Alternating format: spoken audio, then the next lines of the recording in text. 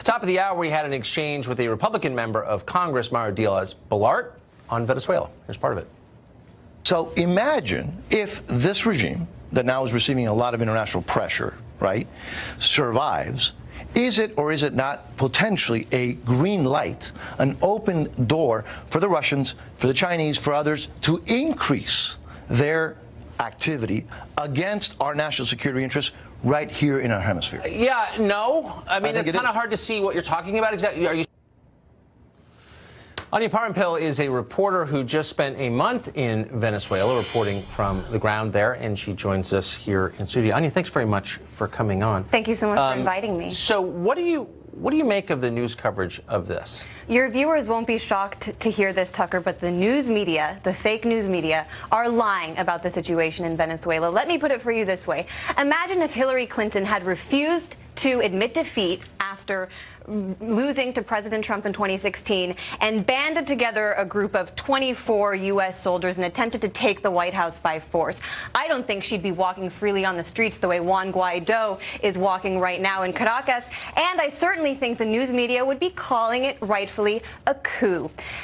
And let me just tell you, when it comes to what's happening on the ground there, I can tell you, I was there for a month earlier this year. The opposition has no popular support. Juan Guaido proved today once again that he will only ride in to power on the back of a U.S. tank. And what's more, we hear about a humanitarian crisis there, Tucker, but what we never hear is that is the intended result of U.S. sanctions which have targeted Venezuela since 2015, sanctions which, according to a report that was released just last week by the Center for Economic and Policy Research, has led to the deaths of 40,000 Venezuelans and will lead to the deaths of thousands more if these sanctions aren't overturned. President Trump, if he truly cared about the American or the Venezuelan people and the American people for that matter, he would end this disastrous policy, he would end the sanctions, and he would look into John Bolton's eyes, into Elliott Abrams' eyes, and Mike Pompeo's eyes and say, "You are fired. You are leading me down a disastrous path, another war for oil," something the president said. You are passionate. He was celebrated by the American people when he said Iraq was a mistake, and now he's willing to do it again.